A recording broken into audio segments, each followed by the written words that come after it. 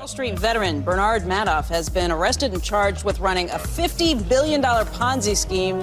Congress wants to know what caused the Enron meltdown. Now, while the collective rage currently is focused on WorldCom, Tyco CEO Dennis Kozlowski was convicted of looting hundreds of millions of dollars. This is one of the biggest fraud cases ever. Their president's a crook. Well, I'm not a crook. Find out more on this week's episode of White Collars, Red Hands. Everyone loves a free sample. When I'm at the doctor or the dentist, I love to pack my purse full of toothpaste, deodorant, literally anything. A bowl of free condoms hates to see me coming. Companies love to give out samples so that consumers might be persuaded to buy their products. But sometimes companies struggle with their sample reach. That's where Dina Reiss stepped in. Dina Reiss had the inside scoop when it came to distributing sample products, and she knew exactly who to give them to. She was so good at it that she scored deals with major corporations and made millions of dollars. But did those products fall into sticky fingers? Find out on this week's episode of White Collars, Red Hands. There's so many places to go with this one. A bowl of condoms hates to see you coming. It usually leads to me coming. There's also focusing on that her middle name is Wein, which was my nickname when I was in elementary school. It was given to me against my will. I feel like it's still your nickname now. Okay, only behind my back though, so it hurts less because I don't have to hear it. I'm joking. It hurts the exact same amount. I love to see you in pain. And on that note, welcome back to another episode of White Collars, Red Hands. I'm Wein. And I'm Dina. Welcome back. Happy New Year. It is our first episode of 2026. How are we doing, everybody? I hope you're doing as good as us. How was your New Year, Kashan? It was uneventful. Mine was as well. All right, I am excited about this episode. This one's kind of like silly and fun, which I think is a good way to start off our 2026. Silly and fun. So here we go. Dina Reiss was raised wealthy in New York City. It's said that from a young age, she was surrounded by rich and powerful people, and it was expected that she would also become successful. Many people described her when she was young as bright and ambitious. And Dina lived up to that perception of her. In the 90s, she was a staple in Manhattan's business and social circles. She looked the part too. Her wardrobe and home only consisting of the highest end items. Her style solidified her role in New York's social scene. But behind those fancy looks and good connections, Dina was making a business of her own and crafted the ways in which she would be successful long term. Dina studied the art of business and learned the ins and outs so that she could create her own marketing company. And when she talked about business, it was believable. Dina knew what she was talking about and also what kind of language to use so that she seemed legitimate. Dina proved she was more than just a pretty face. She was serious and in it to win it. This helped her build connections and deals with some of the top companies in the world. Dina was not afraid to be a boss, and it's said that she had a very commanding presence, which worked well when running a business. It was probably the leather pantsuit she wore. It probably was. Her and Hillary Clinton loved a power suit. Two bitches who get shit done. I don't know if we want to talk about the Clintons right now. No, Clintons have nothing to do with the story. Given the climate of the, everything going on. In the early 2000s, Dina Reiss was the epitome of success. She ran her marketing and promotional firm and was doing amazing for herself. Now, the way that Dina's business worked was that she had a slew of contracts that could help major companies distribute their products to consumers in exchange for product shipments. So the way that this worked was that the companies would give Dina their products and she would hand them out she would hand out their products as samples. This could be in offices, stores, retirement communities, etc. The consumer would try the products and then they would be more inclined to purchase the products in the future. Now, she labeled this as executive marketing, connecting major brands with top-level corporate executives who could boost brand reputations and sales, connecting companies with CEOs and other influential people in the business world to promote products. She claimed that she would deliver products to office suites. Well, okay, sorry, I was a little redundant. Not only was she delivering the products to where I said before, but also office suites, people's homes, and luxury events. And these would get the company's products directly into the hands of influential customers. One person who talked about their experience with her, Scott Weintraub. He was an executive at Pharmacia, a company that made chiropectate. Isn't chiropectate like the something for like an upset stomach? Yes. Okay, now it's like not a cool medication to make. All right, you're not giving people boners. You're relieving indigestion. Like it's all right. It's not sexy, Kashan, but it's necessary. I mean, fair enough. Okay. Like Kashan said, chiropectate, it is a medicine that helps your upset stomach. It is very similar to Pepto-Bismol. Now, one day, Weintraub was working out at his office's corporate gym, and his gym buddy told him about a marketing opportunity that he was involved in, and he thought that it would be beneficial for Weintraub to also jump in on it. He told him about Dina and her sampling programs. So the gym friend links Weintraub with Dina's company. The sales rep promises Weintraub that she will get chiropectate into hundreds of retirement communities. They claimed that chiropectate would be given out to the residents to try. And Weintraub was saying like his parents lived in retirement homes.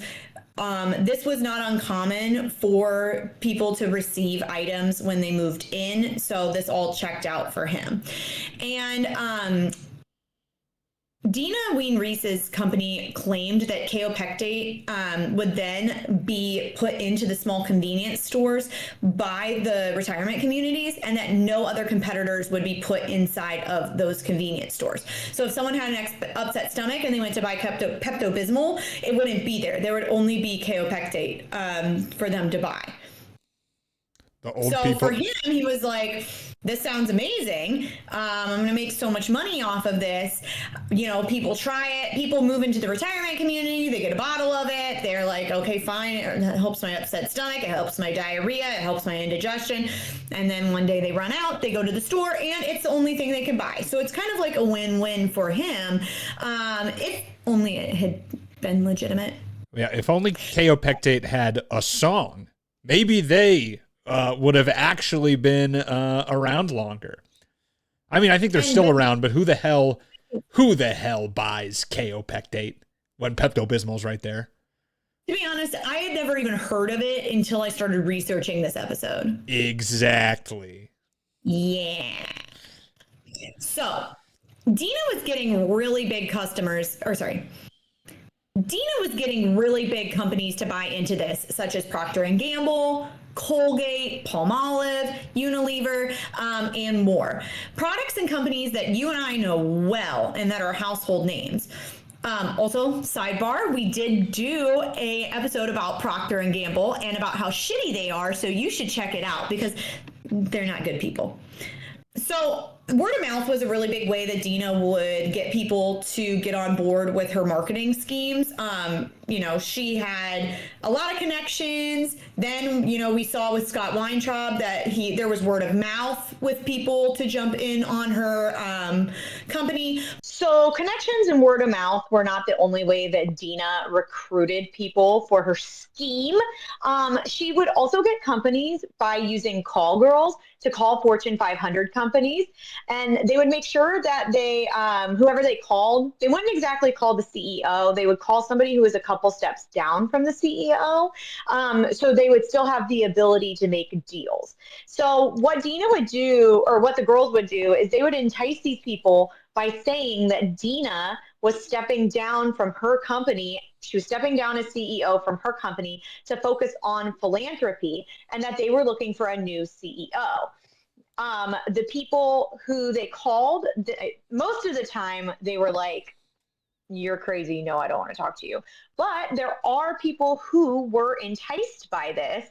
And they would get these guys who are a couple steps below the CEO who wanted to become CEOs of a company to fly out to New York, where Dina would meet them. She would put them up in the nicest hotels. She would take them to dinner, take them to shows, and she would introduce them to her husband. And then she would give them a tour of her mansion. And her mansion was jacked out. Okay, decked out. There was millions of dollars of art on the walls. There was also this very problematic fireplace that she had that had like a collage. Is that what it's called when you take the little pieces of like glass and put it together? Oh, like It's not stained glass. mosaic? Yes, it was a mosaic. She had a fireplace with a mosaic of Christopher Columbus's ship, or some sort of colonizer ship with Native Americans like looking at the ocean, being like with their arrows, and they were like, "What's that ship?" I'm like, "Why do you have that in your house? That's so weird on your fireplace. I don't like it." Yeah, someone was building that house. They're like, you know what we need to commemorate? Genocide. Columbus, my boy, Chris Columbus. Yeah, it was weird. But anyway, her mansion was in New York was absolutely stunning. I mean, just so she had one piece of art that was worth $10 million alone. Like, it was very impressive. Then after she would show them her house and, you know, have meetings with them there, she would take them to meet the department heads of her company. And there were actually no department heads. They were actors that she hired. What a cushy gig. Really, my God, my improv background would shine. Yeah. And then she would take them to a luxurious penthouse where she claimed they would be living if they got the job. And then Dina would hit them with, if you give us this sampling deal, then you'll get to be CEO. You'll be in the running. And there were people who completely fell for it.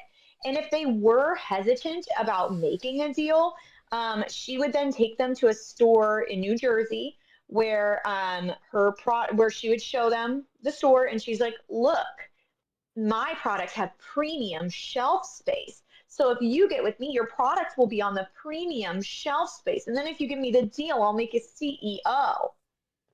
But once the products were delivered, the CEO job disappears. She ghosts them. Shocking. So, I mean, and you wonder, like, how did these people even believe this, right? Like, this seems like too good to be true. It doesn't really seem realistic. But like I said earlier, Dina was really well versed in business. She walked the walk, she talked the talk, and they trusted her. And I mean, I know that if somebody today were to be like, "Nina, here's this job and it pays $100,000 a year," I might fall for it because I want a new job, you know? I mean, she was extremely professional and she knew how to talk to clients. She would also have documents printed on letterhead and signed, and everything would look extremely legitimate. And like I said, she would take them to her apartment. She would host meetings, and they were seeing a lifestyle that they wanted to live. Now, once the companies took the bait, the way this worked was Dina would buy the products at cost. So if you were getting this toothpaste, she was buying it for how much it cost to make the toothpaste. And like sometimes this was as low as 10 cents. So she was buying these for 10 cents, and then the companies would start sending out their products by the truckloads and all kinds of different merchandise. I talked about Kaopectate, which was a over-the-counter medication, but there was also shampoos, razors, laundry detergent, food, like you name it, she was selling it. And these shipments were worth hundreds of thousands of dollars, sometimes even into the millions. Now, with these shipments, what would happen is she would have them shipped to warehouses that she controlled. Now, some of these warehouses were in New Jersey, and most of them were under shell company names. Dina reassured the companies that the products were being given to distributors as part of a targeted marketing program. But in all reality, this was not happening at all. Dina and her associates were taking the products that the companies were shipping in, and then they were selling them to wholesalers and discount retailers. So, and this is actually called the gray market. It's not the black market. It's not the regular market. It's the gray market, which isn't illegal, but the way she was going about it was illegal. And this is also why I am wondering if you can find name brand shampoo at Walmart, or when people are like, oh, this product is a dupe of something else. Maybe it is the real thing being sold in a sketchy way. However, since Dina was buying these products at cost, she was getting them extremely cheap. And then by selling them, she was making an enormous profit. By the way, isn't that what China said they were going to do to like undermine America and their tariffs? And I think some of them started doing it where they were like, we'll sell you the exact same thing that we're making because there's so much manufacturing happens in China. They're like, we'll just sell you the exact same thing, but without the branding for like, like 10% of the price because you pay so much for your Louis Vuitton bag. But all you have to do is take the Louis Vuitton off of it and sell you the same bag for like $15. No, literally. That's literally what it is. And during this time, Dina just continued to collect more and more clients, fueling their products into secondary markets while filling her wallet with cold, hard cash. And even if a company would become suspicious of her dealings, she would already have two or three other contracts signed, allowing the money to just continuously flow until she became a multi-million-dollar operation. And one of the reasons it took Dina so long to be found out is because these companies would rarely tell each other about how they're promoting their products and how they're going about marketing. So her scheme really depended on this silence that she wouldn't be found out. Yeah, I guess I didn't. However, Yeah, I guess I didn't really think about that. It's like obviously companies aren't going to be going around talking about their secret marketing tactics, right? So no, interesting. No, why would McDonald's tell Chick-fil-A what they're doing? Why would Chick-fil-A tell Wendy's what they're doing? Especially if they think it's going to work. Yeah. Right, exactly. And they don't want them to copy them or do anything like that. It's like, oh, I've got this secret little, like, I've got the golden goose that lays the golden eggs. I'm not going to give you a golden egg. I'm going to keep it to myself. Have fun with your normal ass eggs. You can get the normal ass eggs. They're just as expensive now. True. As the internet would say, they were gatekeeping. Okay.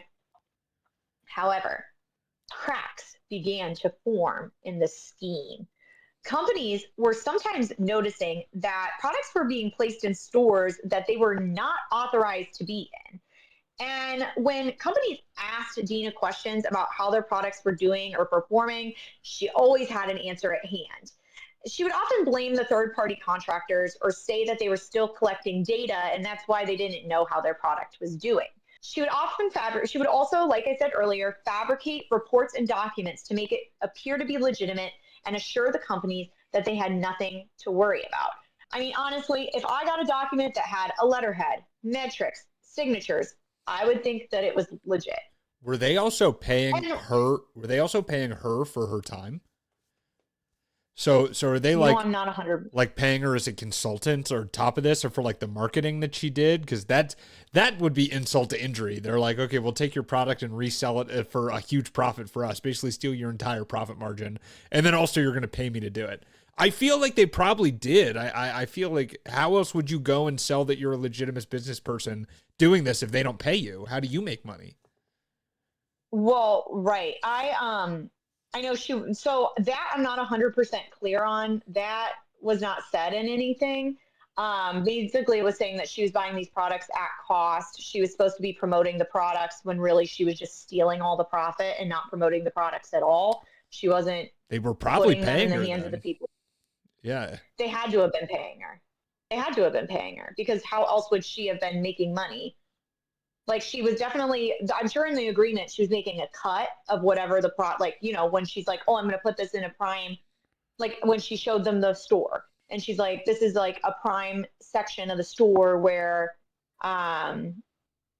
you know, your product's going to be placed. I'm sure that it was like, well, once your products get sold, I get, you know, whatever percentage. But I'm sure they were still paying her a fee because she had call girls. She had, you know, people who would, she wasn't the only one writing up these deals. She had girls working for her. Mm-hmm. So. And actors that she had to pay tens of dollars probably for their roles. Oh, whatever the minimum in New York was at the time for a day rate. And what's crazy is Dina ran this scam like a real business. She had multiple bank accounts, which she would send money in. Her husband worked for her. She had employees that helped her operate this. The amount of work that she poured into this is actually insane because she could have just ran a legitimate business the entire time and it still would have been successful. It's just crazy.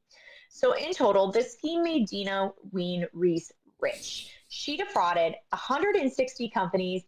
What? I forgot her name was Wein. That's it. You hadn't said it in a little bit. And I mean, off camera for those at home, we had like a technical issue. So it's been like 40 minutes. And so hearing her name was Wein again is just really hilarious. I'm sorry. Yeah. I'm a child. Yeah, it is. It's funny. It is funny. But she defrauded 160 companies of more than $80 million. And like I said earlier, the shipments were in the hundreds of thousands, but some shipments that were sent to her were worth more than $500,000. And I mean, it's like crazy. It's crazy. Because then she's turning it. So like this shipment, let's say she just pays $1 for each of these things. This thing is worth $500,000. And then who knows how much she sold it for? She probably doubled it at least or more. And Dina treated her employees the same way that she treated the companies that she did business with. It was noted that she was a tyrant when it came to her employees. She treated them terribly, and she would fire them at the drop of the hat. Her unrealistic expectations made her employees despise her. One employee notes that Dina made her go to a dangerous part of town to get a very specific eyeliner that cost $19.88. She had given the employee a $20 bill to pay for the eyeliner. The employee had forgotten to give her the change, and she made her trek back across town at 11 p.m. to give her change back during a storm. All 12 cents. Dina would often have employees run her personal errands, such as picking up her fur coats and also babysitting her children, even though this was not part of their job description. You telling me you couldn't find just 12 cents in the gutter outside? No, literally. You also have millions of dollars. You literally have millions of dollars. Hey, and how did she do that? By saving a cent at a time, Nina, okay? That 12 cents is 12 cents to the next million. Okay, if I mispronounce this name, I'm so sorry. But Reiss Heiblum was an employee of Dina's and worked for her in the marketing department. While working at it, so you remember that pharmacy or those stores that Dina would take the people to and be like, look, your product could be on the prime real estate shelf. Those were not real stores. She would rent them and then package them to look like a real store. So there was actually no product being bought and sold the entire time. It was just a place that Dina was renting as a hoax to get people to buy into her scheme. Crazy, right? Well, while working at the store that she would rent, Reiss fell while she was working off of a ladder and twisted her ankle. Due to the injury, she stayed home for several days to heal. While she was home, she received an email saying that they had tried to call her multiple times and that she had been fired because she had been warned that she needed to come back to work, even though she twisted her ankle on the job. And this mistreatment ended up being one of Dina's biggest mistakes. So Dina Wein Reiss's luck was about to run out. Reiss Heiblum was furious that she got fired, and she knew that an executive was due to tour one of the fake stores. She came into the store and went up to the executive and she told him that she was a former employee and that the entire thing was a scam. Now, everybody that was showing the guy the store, they were like, she's crazy, she's a liar, she's just mad because she got fired, and they quickly got the executive out and they put him into a limo. And Heibloom decides that this is not enough. So she begins sending out alerts to companies that had recently been contracted with Reiss and warned them that it was all a scam. Now, Heibloom's warnings, which go Irie, pop off. that took some balls. But this lady was an older, no nonsense Eastern European woman, and in the interview I watched, dark blue purple eyeshadow. She's not fucking around. Did she have a heavy accent? Did she have a heavy accent? Oh yeah. Oh, that's so perfect. That's exactly how I imagined her. Everything you see is a scam. Do not listen. I don't know why I made her Arnold Schwarzenegger, but I did. It works. It's a scam. Get down. She's like, don't trust her. So Heibloom's warnings were solidified what the companies had been curious about for a very long time. And they started asking, where is our product? And although Dina had been dodging these people's questions for years, it seemed that she could no longer lie. People were demanding answers. One company in particular, like many of the others, had sent a shipment worth hundreds of thousands of dollars, and they were told that it was sent out for executive gifting. But when they were asking questions about their shipment, the paperwork and the emails, they weren't matching, and everything was very vague. And when they started doing some investigating, no names of those who had received the goods or the names on the distribution lists could be verified. And when asked, Dina claimed that her employees were just verifying feedback and that they would give the company the reports as soon as possible. However, they knew that she was talking out of her ass. Too many brands were seeing inconsistencies in the contracts that they were given. Another smoke alarm, like I said earlier, was a company saw a product at a retail store that they had never authorized to carry the product. And they knew that it was their product because it had the exact same packaging as the goods that were sent to Dina's warehouses. So it was not a product that had hit shelves yet. They were testing out the new product.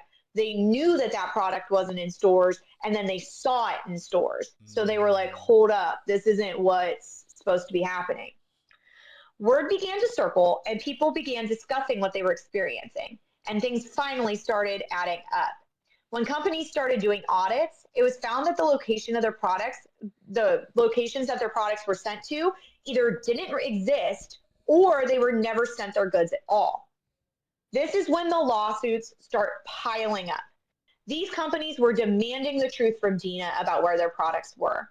One of the biggest lawsuits that was brought forward by Roche Pharmaceuticals, this one was huge. They lost over $12 million in product.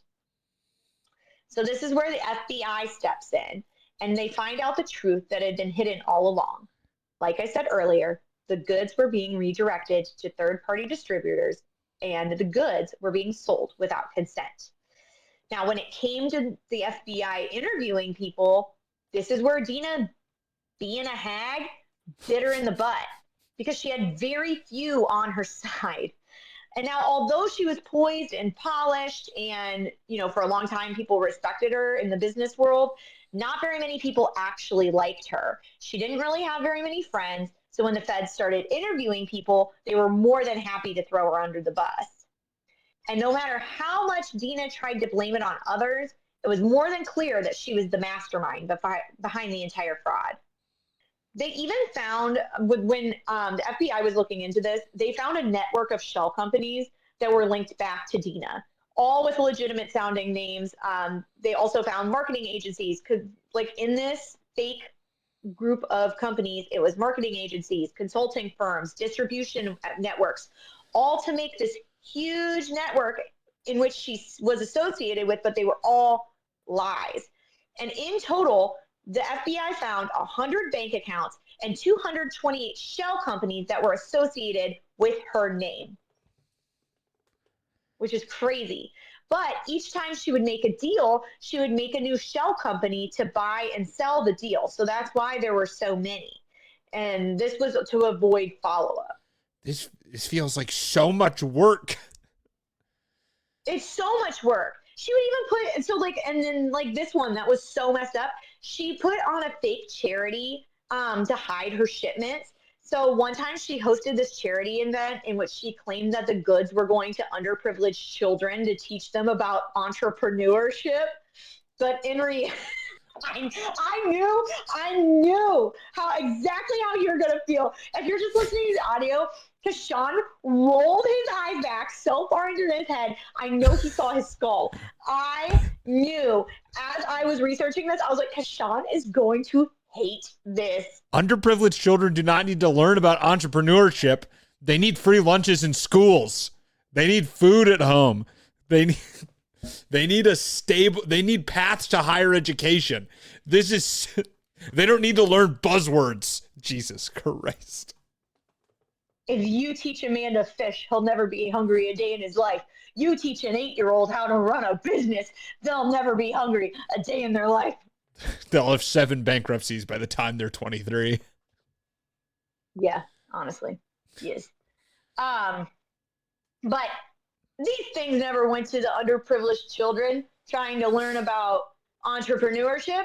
They're being sold to the market, to the gray market, the gray and black market, which is so rich people coded. Ugh. Even the whole charity is rich people coded. Like police. I don't know. Anyways. So October 28th, 2008, 50 FBI agents raid Dina's home. They seize her paintings and her antique furniture and her jewelry. The reason they were able to seize all of these things was because these items in her home had been obtained with stolen money. So in total, the FBI found that 160 companies were frauded out of $80 million. On October 28th, 2008, FBI agents raided Dina's home. They seized her paintings and her antique furniture and jewelry. The government was able to seize the items within her home because they were obtained with stolen money. Dina Wein Reiss was charged with 6 counts of wire fraud, and only one of those she pled guilty to. Dina Wein Reiss was sentenced to 19 months in prison and ordered to pay a $1 million fine and $5.6 million in restitution to her victims after she stole $80 million. Many were outraged that she just received a slap on the wrist for her crimes.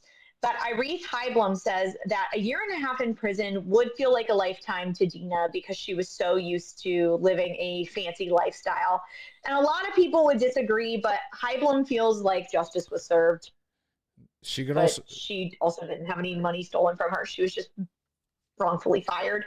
She also might be in like an uppity prison too. Like she's in a low security, can jog around the outside kind of prison, you know? So. Oh, absolutely. I'm sure she is. And now she's out of prison, and I don't know exactly what she's doing right now, but pretty quickly after she got out of prison, it was kind of like a Billy McFarland situation where after he got out of got out of jail for Fire Festival, he like tried to start another festival. She basically did the same type of thing. She was like, "Oh, I'm selling sample products."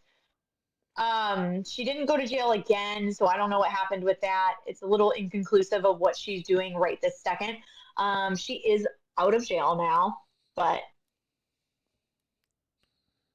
only a year and a half in prison for $80 million. Kind of sounds like a good deal to me. Dina Wein Reiss knew wealth, and she knew high society. She also knew how to manipulate people to their core to get what she wanted. When we hear stories like these, we may not think that it's a big deal because these are large corporations who are also doing bad things. But these scams go further than just the corporate level. The businessmen, and probably women, who bought into this scheme face scrutiny at work, some of them even losing their jobs because of it. It hurts the consumer because corporations may inflate costs after being duped. All in all, Dina Wein Reiss got a slap on the wrist for what she did. Not only was she a con, but she was a bad person. And in the end, when she was on trial, no one was there to take her side. And that is our episode for today. If you liked what you heard and you want more, feel free to check us out on our socials. We are on facebook.com/whitecollarsredhands. We're on Twitter @whitecollarspod. We're on Instagram @whitecollars_redhands. We're on TikTok @whitecollarsredhands. We're on YouTube you guessed it, White Collars, Red Hands. You want another way to support us? You can do that by telling a friend. Word of mouth is a great way to spread the information of podcasts and letting people know what you like. I mean, I look at things my friends like. Sometimes I like them, sometimes I don't. But your friends will love this. So tell your friends about us. Another way you can support us is by leaving a review. You can do that on either Apple Podcasts or Spotify. We love a 5-star review. Thank you for giving that to us.